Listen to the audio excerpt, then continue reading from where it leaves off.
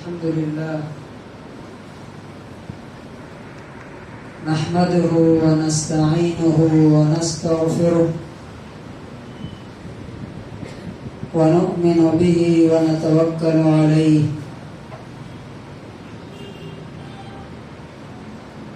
ونعوذ بالله من شرور أنفسنا ومن سيئات أعمالنا من يهده الله فلا مضل له ومن يضلله فلا هادي له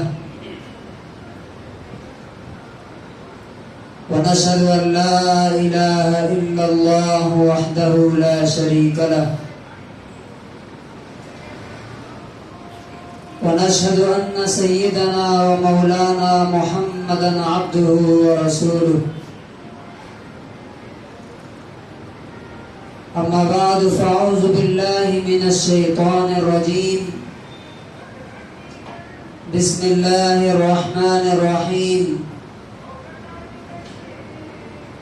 يا أيها الذين آمنوا اتقوا الله وكونوا مع الصادقين وقال تبارك وتعالى واصبر نفسك مع الذين يدعون ربهم بالغداة والعشي يريدون وجهه ولا تعد عيناك عنهم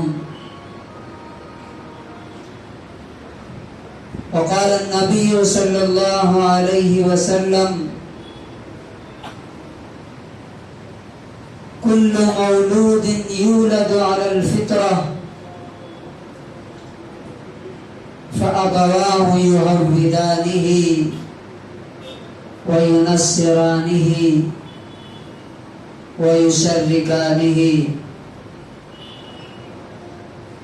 وقال عليه الصلاة والسلام المرء على دين خليله فلينظر أحدكم من يخالل رواه الترمذي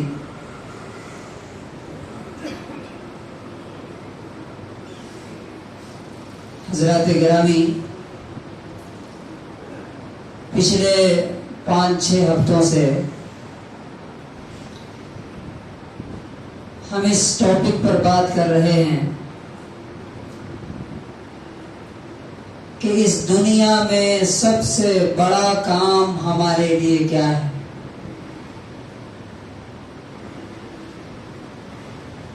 سب سے بڑا آبجیکٹو، سب سے عظیم مقصد اور سب سے بڑا سوال، سب سے بڑا ٹارگٹ کیا ہے ہمارے لیے؟ وہ ایک ہی چیز ہے، وہ ایک ہی بات ہے۔ وہ کیا ہے کہ اگر میں اس زندگی میں ایک کام کر گیا، صرف ایک کام، کہ میں نے اپنے آپ کو دوزخ کی آگ سے بچا لیا اور اپنے بچوں کو جنت میں داخل کرنے میں کامیاب ہو گیا، تو میں نے اس زندگی کا جو سب سے بڑا آبجیکٹو ہے وہ پا لیا۔ فمن زحزح عن النار وادخل الجنة فقد فاز، جو آگ سے بچا لیا گیا اور باغ میں داخل کر دیا گیا، فقد فاز، وہی کامیاب ہے۔ وما الحیات الدنیا الا متاع الغرور، اور یہ دنیا کی زندگی تو دھوکے کا سامان ہے۔ کل جو کامیاب تھا، کل جس کا نام ہر پیپر میں رہتا تھا، آج اس کا نام کہیں نہیں ہے، اس کی جگہ کسی اور نے لے لی۔ کل جو دنیا کے لیے ہیرو تھا، آج یہاں زیرو ہے۔ کوئی اس کو پوچھنے والا نہیں. اور ایک دن ایسا آنے والا ہے ہماری اور آپ کی زندگی میں کہ جو لوگ ہمیں عزت اور احترام اور محبت دیتے ہیں وہی لوگ اپنے کاندھے پر اٹھا کر کے مٹی میں ڈال کر کے اوپر سے مٹی ڈال کے تاریک اور اندھیری کوٹری میں چھوڑ کے آ جانے والے ہیں. اس کے بعد سے جو سفر ہے وہ اصل سفر ہے, وہی اصل جرنی ہے.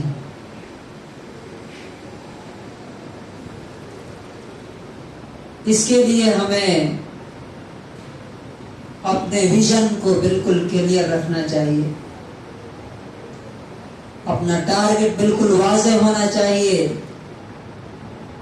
کہ پہلی چیز کیا ہے, فرسٹ پرائرٹی کیا ہے. کہیں ایسا نہ ہو کہ دنیا کی چمک دمک, یہاں کی رونق, یہاں کی عزت اور شہرت, اس دنیا کے عہدے اور ڈگریاں ہمیں اس عظیم کامیابی سے محروم کر دے. تو یاد رکھیے حضرت ابو بکر صدیق رضی اللہ تعالیٰ عنہ نے کہا تھا لا خیر فی خیر بعدہ النار. سنو, وہ بھلائی کوئی بھلائی نہیں ہے, وہ عیش وہ آرام کوئی عیش و آرام نہیں ہے جس کے بعد تمہیں دوزخ کی آگ میں جھونک دیا جائے. ولا شر فی شر بعدہ الجنہ. اور وہ تکلیف, وہ مصیبت, وہ پریشانی, کوئی پریشانی نہیں ہے جس کے بعد تمہیں جنت جیسی عظیم نعمت مل جائے. آپ کو پتا ہے ابو بکر صدیق رضی اللہ عنہ کو کیا کیا گیا تھا؟ ایک بار ان کو کسی شخص نے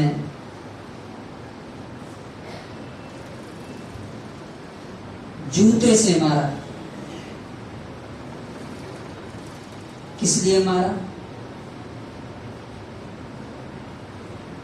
محمد صلی اللہ علیہ وسلم کے دین میں کیوں ہے, اللہ کی راہ کو کیوں. اور اتنا مارا کہ جب ان کی قوم کے لوگ ان کو اٹھا کر کے لے گئے تو سمجھ میں نہیں آتا تھا کہ آنکھ کدھر ہے, ناک کدھر ہے. پورا چہرہ برابر خون سے آلود, اور جب سر پہ ہاتھ پھیرا جاتا تھا تو سر کے بال ہاتھ میں آ جاتے تھے.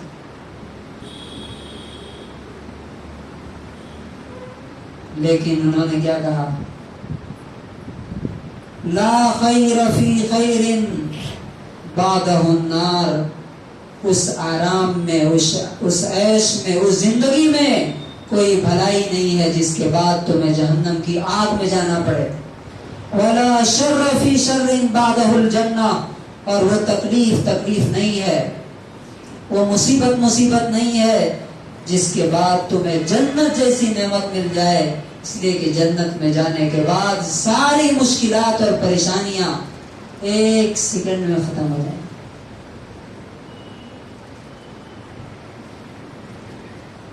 تو آج اس سلسلے کی آخری کڑی یہ بہت انتہائی ضروری اور بہت ہی اہم ہے, اس کو سمجھنا. ہم میں سے جن کے پاس اولاد ہے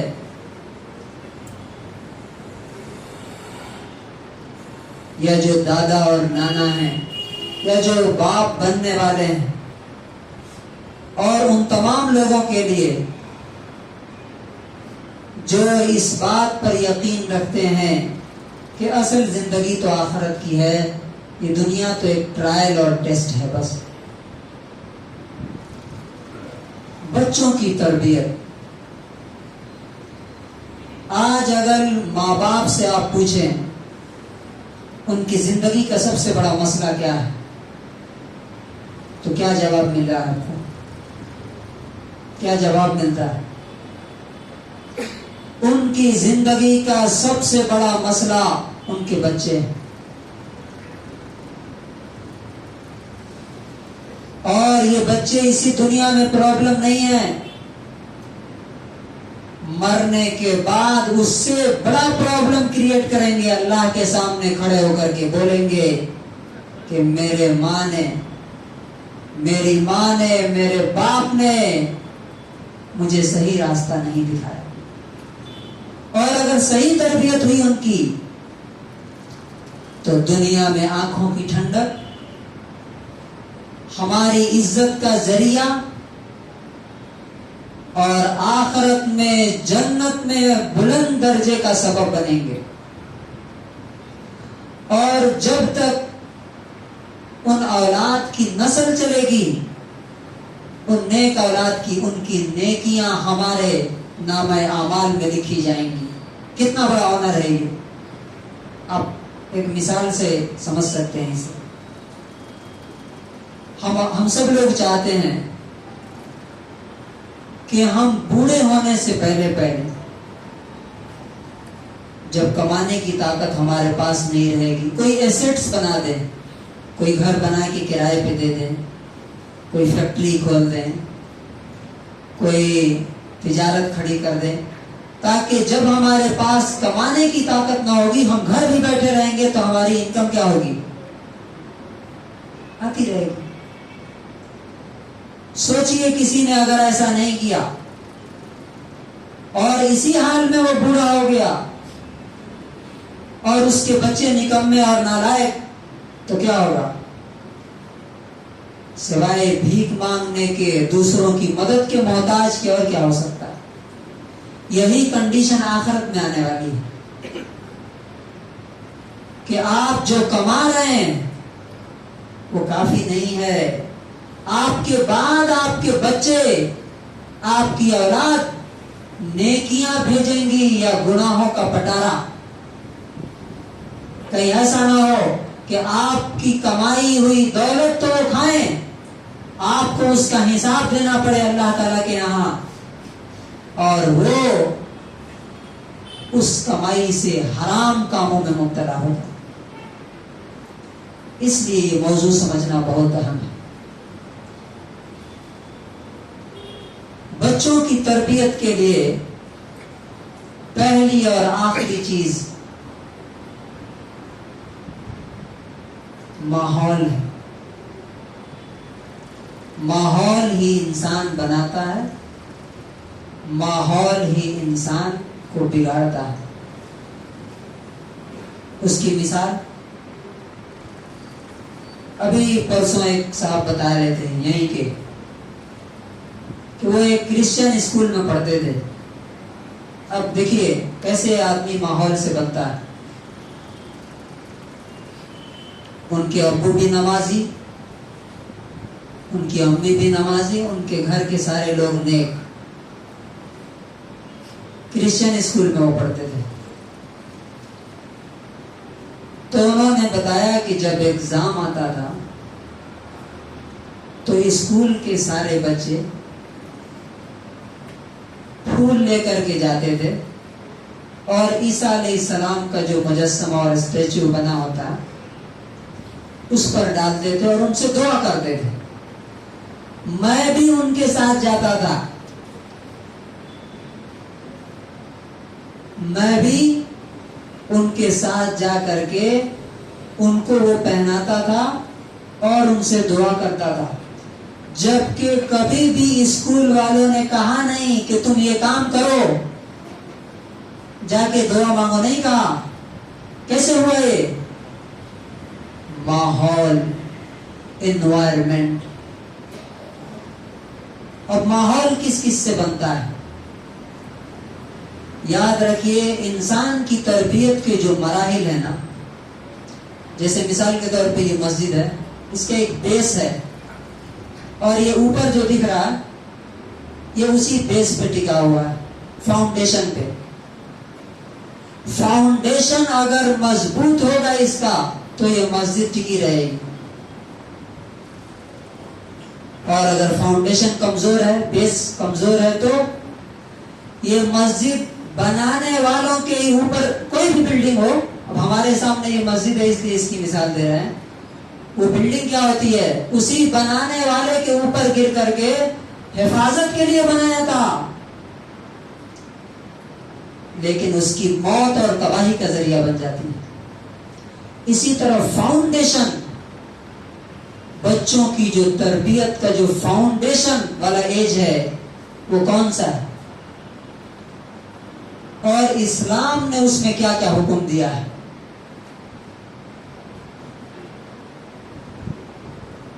इस्लाम में जब बच्चा पैदा होता है तो सबसे पहले उसके कान में क्या बोलते हैं, अजान बोलते हैं। अजान क्यों बोलते हैं, आपको मालूम है क्यों अजान बोलते हैं? पहली आवाज जो उसके कान में जा रही है, पहली बात। अच्छा, उससे पहले आप एक बात समझ लें कि आपको पता है कि बच्चा जब इस दुनिया में आता है तो हम समझते हैं कि वो कुछ नहीं समझता है, कुछ नहीं सुन रहा, जो चाहते हैं उसके सामने बोलते हैं, किसी को गाली दे दिया, किसी को मार दिया।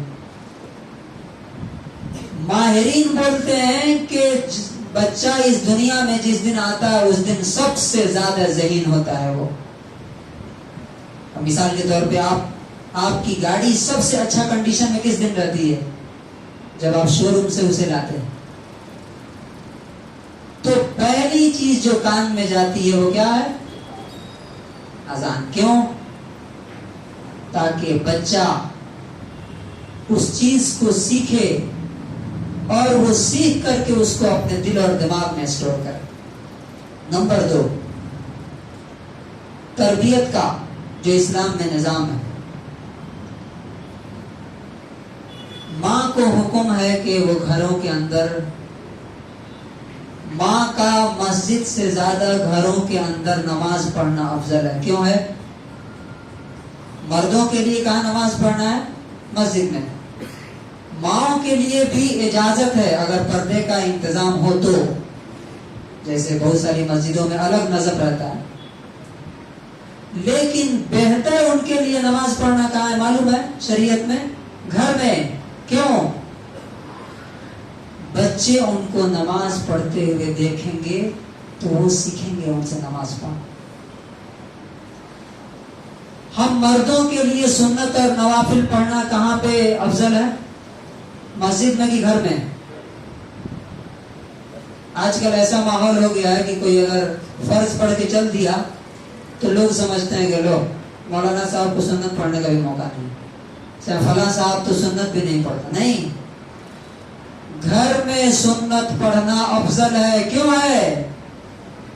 वो बच्चा देखे जो अभी साल भर का है, जो 2 साल का है, जो 3 साल का है, जो बोल नहीं सकता है, वो देखे कि मेरा बाप क्या कर रहा है, किसके सामने झुक रहा है, किसके सामने खड़ा हो रहा, और इस तरह से उसकी तरबियत पैदा होते ही शुरू हो जाती है। 6 साल तक बच्चा बन जाता है, वो सीख लेता है, वो रिकॉर्ड करता रहता है। अच्छा, माहौल किन किन जगहों से बनता है मालूम है आपको? ये एक चीज अगर आप समझ लेंगे ना तो तरबियत का सारा मसला हल हो जाएगा। माहौल 3 चीजों से बनता है। पहला घर है, माँ बाप। दूसरा टीचर्स, उस्ताद। और तीसरा दोस्त और अहबाब, फ्रेंड सर्कल। अगर माँ बाप घर में दीनदारी का माहौल पैदा करेंगे, वो बच्चा देखता है कि मेरे बाप किस चीज को ज्यादा अहमियत देते हैं, माँ किस चीज पर ज्यादा गुस्सा होती है, तो बच्चे देखते हैं कि माँ बाप हमारे किस चीज पे गुस्सा होते हैं। स्कूल नहीं गए थे, हाँ इस पे गुस्सा होंगे। घर में आते पहला सवाल क्या होगा, होमवर्क हो गया, ट्यूशन गए थे कि नहीं गए थे। इन सारी चीजों पर सवाल होता है, गुस्सा भी होता है, इनाम भी मिलता है। तो बच्चा क्या समझता है یہ چیز اہم ہے. بچہ یہ دیکھتا ہے کہ اذان ہو جاتی ہے، ابو جو ہے بیٹھے رہتے ہیں، لیکن کسٹمر کا فون آ جائے تو کیا ہوتا ہے؟ فوراً گاڑی اٹھ جاتی ہے. تو کیا بچہ کیا ذہن میں لیتا ہے کہ یہ چیز زیادہ اہم ہے. چونکہ نماز پہ تو اذان کی آواز پہ تو نماز اٹھتی ہے، نہ باپ اٹھتا ہے. تو پہلا ماحول کو بنانے میں جو سب سے اہم رول ہے وہ ماں باپ کا ہے. اسی لیے اللہ کے رسول نے فرمایا، بخاری کی 1359 نمبر حدیث ہے کہ بچہ جو کچھ بنتا ہے اس کے ذمہ دار ماں باپ ہیں. اچھا بنا تو آپ کو کریڈٹ، اور اگر برا بنا تو اس کی ساری ذمہ داری آپ کی ہے. یہ نہیں کہہ سکتے کہ ہاں ہم نے سمجھایا تو تھا. یاد رکھیے، سمجھانے سے نہیں ہوتا، کر کے دکھانے سے ہوتا ہے. گھر پہ اگر ماحول ہے فلم کا، ٹی وی کا، موبائل کا، تو بچہ کیا سیکھے گا؟ وہی سیکھے گا. اگر نماز کا، قرآن کا ماحول ہے تو کیا سیکھے گا؟ نماز اور قرآن سیکھے گا، اللہ کی محبت سیکھے گا. بچہ دیکھتا رہتا ہے کہ ہمارے ماں باپ زیادہ کس بارے میں بات کرتے ہیں، زیادہ کیا، کس ٹاپک پہ بات چلتی ہے، وہ بچہ سیکھتا ہے. پہلے نمبر پہ ماحول. دوسرے نمبر پہ اسکول اور وہاں کا انوائرمنٹ. اب بتائیے مجھے، ہمارا بچہ ہم چاہتے ہیں کہ کیسا بنے؟ وہ نیک بنے. ہم چاہتے ہیں نا سب لوگ دنیا میں بھی ہمارا نام کرے، آخرت میں بھی وہ ہمارے ساتھ رہے جنت میں. شریعت کیا حکم دیتی ہے؟ اب جو میں بات کہنے جا رہا ہوں تھوڑی سی تلخ ہے، مجھے پتا ہے کہ بہت سے لوگوں کو شاید یہ اچھی نہیں لگے گی، لیکن اس ممبر کی ذمہ داری اور امانت ہے کہ صاف صاف بات بتائی جائے. ہمیں شریعت کیا حکم دیتی ہے کہ 7 سال میں بچوں کو نماز کا حکم دو. یہ حکم ہے کہ نہیں؟ جانتے ہیں کہ نہیں آپ لوگ؟ 7 سال میں نماز کا حکم دو، اور 10 سال میں نماز چھوڑنے پہ کیا کرو؟ پٹائی کرو. یہ سب جانتے ہیں نا. ہمارا بچہ کس اسکول میں جاتا ہے؟ جس اسکول میں اسے شرک سکھایا جاتا ہے. شرک، وندے ماترم. ٹمکور کے جتنے بڑے اسکول ہیں، صرف ٹمکور کے نہیں، آپ کہیں بھی جا کے سرچ کر لیجئے، دلی کے بھی، میں دلی میں بھی رہا ہوں، اور بھی جگہوں کے جتنے بڑے بڑے ٹاپ کے اسکول ہیں، اور یہاں ہمارے جتنے دوست بیٹھے ہوئے ہیں جن کے بھی بچے یہاں کے بڑے بڑے اسکولوں میں پڑھتے ہیں، آپ معلوم کیجئے وہاں پہ وندے ماترم پڑھایا جاتا ہے. کہ وندے ماترم کا معنی کیا ہے؟ آپ گوگل پہ جا کے دیکھیے. اس کا معنی ہوتا ہے، جو گورنمنٹ آف انڈیا کے آفیشیل ویب سائٹ پر جو اس کا ٹرانسلیشن ہے وہ میں بتا رہا ہوں. I bow to thee, O mother. اے ماں، میں تیرے سامنے جھکتا ہوں، میں تجھے سلام کرتا ہوں. اور اس کے نیچے جو کچھ لکھا ہوا ہے کہ you are the force of power in our body. تم میری روح ہے جس سے میں چل رہا ہوں، تو طاقت ہے، تو شکتی ہے. یہ پورا سکھایا جاتا ہے ان کو. کیسے سکھایا جاتا ہے؟ میں نے معلوم کیا بچوں سے، ہاتھ ایسے جوڑ کر کے، سر جھکا کر کے. ٹیچرز بھی پڑھتے ہیں، اسٹوڈنٹس بھی پڑھتے ہیں. بچہ کیا سیکھ رہا ہے؟ یاد رکھیے، میں نے تحقیق کر کے یہ معلوم کیا ہے کہ ایسے اسکول میں تعلیم دلانا جہاں پہ نماز کی اجازت نہ ہو، ناجائز ہے، ناجائز ہے، ناجائز ہے.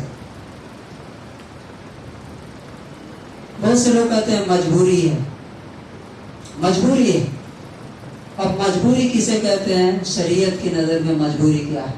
بہت سے لوگ کہتے ہیں جھوٹ بولنا بھی مجبوری ہے، ہم جھوٹ نہیں بولیں گے تو ہماری تجارت نہیں چلے گی۔ یاد رکھیے یہ سب اپنے آپ کو دھوکہ دینے کا ایک طریقہ ہے۔ شریعت میں مجبوری کسے کہتے ہیں کہ آپ اگر مرنے کے قریب ہو جائیں تب آپ کوئی فرض چھوڑ سکتے ہیں اور کوئی حرام کام آپ کر سکتے ہیں، جیسے آپ چوری کر کے کھا سکتے ہیں اگر آپ مرنے کے قریب ہو جائیں۔ اگر مجبوری اسے کہا جائے کہ زیادہ اچھی چیز کہاں ملے گی تو ہم اسلام کی کسی تعلیم کو چھوڑ دیں گے، تب تو ساری چیزیں چھوڑنی پڑے گی، باقی کیا رہے گا۔ اور تیسری چیز جو ماحول بناتی ہے وہ ہے دوست، فرینڈ سرکل۔ آپ کے بچوں کے دوست، چاہے آپ کتنے حاجی نمازی ہوں، بچوں کے دوست اچھے نہیں ہیں، کبھی بھی آپ کے بچے اچھے نہیں ہوں گے، کبھی بھی اچھے نہیں ہو سکتے۔ اور سب سے ڈینجرس چیز ان تمام چیزوں سے وہ ہے موبائل، وہ ہے ٹیلی ویژن۔ آپ کے بچے موبائل پہ کیا دیکھ رہے ہیں؟ پورنوگرافی۔ بہت سے لوگوں کو تو پتا بھی نہیں بیچاروں کو کہ کیا بچے کیا دیکھتے ہیں۔ موبائل دے دیا بچوں کو، یاد رکھیے کہ جو بچے جو کچھ بھی کر رہے ہیں، بچے جو کچھ کر رہے ہیں، جب تک نابالغ اور باشعور نہیں ہیں، اگر وہ گانے سن رہے ہیں، اگر وہ فلمیں دیکھ رہے ہیں، اچھا آپ کو کیا لگتا ہے کہ کتنے سال کے بچے پورنوگرافی دیکھتے ہیں؟ پورنوگرافی، ننگی تصویریں، ننگی فلمیں، کتنے سال کے؟ WHO کے ریسرچ کے مطابق 2 سال کے بچے بھی دیکھتے ہیں، 2 سال کے۔ آپ موبائل دے کے چھوڑ دیتے ہیں بچوں کو، اور یہاں تو حال یہ کہ بالغ ہونے کے بعد بھی بچے ایسے اسکولوں میں پڑھتے ہیں جہاں جمعہ تک کی اجازت نہیں ہے۔ تو نبی صلی اللہ علیہ وسلم نے کیا کہا؟ لَيَنْتَهِيَنَّ أَقْوَامٌ عَنْ وَدْعِهِمُ الْجُمُعَاتِ، جمعہ چھوڑنے سے ڈرو، بچو، نہیں تو ہم تمہارے دلوں پر مہر لگا دیں گے اور تمہارے دل میں کوئی خیر کی بات نہیں گھسے گی۔ تو یہ 3، اب اس کا حل کیا ہے؟ یہ تو پرابلمز ہو گئے، اس کا حل کیا ہے؟ دیکھیے، آپ ٹونک چاہے مجبوری میں پیئیں یا خوشی سے پیئیں، فائدہ کرے گی۔ زہر چاہے آپ خوشی سے کھائیں یا مجبوری میں کھائیں، کیا ہوگا؟ زہر کھانے سے کیا ہوگا؟ پھر یہ طے کرنا چاہیے کہ ہمارے لیے دنیا زیادہ اہم ہے کہ آخرت زیادہ اہم ہے۔ اگر آپ سمجھتے ہیں کہ دنیا آپ کے لیے زیادہ امپورٹنٹ ہے تو ٹھیک ہے، پڑھائیے جہاں چاہتے ہیں، آپ جن کے ساتھ رکھنا چاہتے ہیں رکھیے، جو وندے ماترم نہیں کچھ اور پڑھوائیے آپ۔ لیکن اگر آپ یقین رکھتے ہیں اس حدیث پر جس میں نبی صلی اللہ علیہ وسلم نے کہا ہے کہ لو کانت الدنیا تعدل جناح بعوضہ، اگر یہ دنیا مچھر کے پر کے برابر بھی ہوتی تو اللہ تعالیٰ کسی کافر کو پانی کا ایک گھونٹ بھی نہیں پلاتا۔ یہ صحیح حدیث ہے مسلم شریف کی۔ اگر آپ اس پر یقین رکھتے ہیں تو آپ یقیناً ایسے اسکولوں میں اپنے بچوں کو نہیں پڑھائیں گے جہاں ان کے سامنے روزانہ شرک ہوتا ہے۔ چلیے، بعض لوگ کہتے ہیں ہمارے بچوں کو سکھا دیا ہے، وہ نہیں بولیں گے، نہیں بولیں گے، بولیں گے نہیں جی، دیکھ کے سیکھتے ہیں بچے، دیکھ کے سن کر کے بچے سیکھتے ہیں۔ وہ اپنے ٹیچرز کو دیکھ رہے ہیں نا کہ وہ سب ہاتھ جوڑ کے کھڑے ہیں، وہ ان کے دوست پڑھ رہے ہیں نا، دھیرے دھیرے دھیرے دھیرے وہ چیز ان کے ذہن، اس کی گندگی ان کے دل سے نکل جائے گی۔ اب اس کا سولوشن اور اس کا حل کیا ہے؟ یہ آپ کو تلاش کرنا پڑے گا۔ ہم کسی اور پر ذمہ داری نہیں ڈال سکتے، ہم کسی اور کو بلیم نہیں کر سکتے۔ اللہ نے ہم سے کہا ہے کہ تم 7 سال کی عمر میں بچوں کو نماز کی تلقین کرو، اور ہم ایسی جگہ ڈالتے ہیں جہاں نماز پڑھنا منع ہے۔ ان کے جو مسلم ٹیچرز ہیں وہاں کے اسکولوں کے، وہ بھی نہیں پڑھتے ہیں، جمعہ بھی نہیں پڑھتے ہیں۔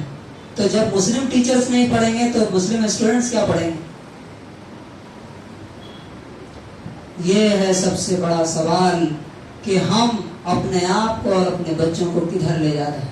اور میں نے پہلے بھی کہا کہ شاید ہو سکتا ہے کہ یہ بات بہت سے لوگوں کو بری لگے، لیکن یہ وہ بات ہے جس میں آج کا جو پورا ایلیٹ طبقہ ہے، جو اپر کلاس ہے مسلم سماج کا، وہ پورا 100% اس میں ہے، اس شرک میں ملوث ہے، یہ شرک کر رہا ہے اور اپنے بچوں کو کرا رہا ہے، مجبور کیا ہے اپنے بچوں کو کہ وہ شرک کریں، دیکھیں اور پڑھیں سنیں۔ تو آخری آیت جو ہے اللہ تعالیٰ نے فرمایا من طغى وآثر الحیات الدنیا، جس نے اللہ کی قائم کی ہوئی حد اور باؤنڈری پھلانگ کر دیا، توڑ دی، وآثر الحیات الدنیا، دنیا کے فائدے کو ترجیح دی آخرت کے مقابلے میں، دنیا کے فائدے کو ترجیح دی، فإن الجحیم ہی المأویٰ، تو اس کا ٹھکانہ جہنم کی آگ ہے۔ اللہ تبارک و تعالیٰ سے دعا ہے کہ پروردگار عالم ہمیں اپنے آپ کو اور اپنے بچوں کو جہنم کی آگ سے بچانے کی توفیق نصیب فرمائے، اپنے گھروں کو ایسا ماحول دینے اور ایسے ٹیچرز، ایسے اسکولز، ایسے ٹیوشنز اور ایسے دوست کی صحبت اور ماحول دینے کی توفیق نصیب فرمائے جس کی وجہ سے ہمارے بچے جنت کی طرف جائیں اور اللہ رب العزت سے جڑیں۔ بارک اللہ لنا ولکم فی القرآن العظیم۔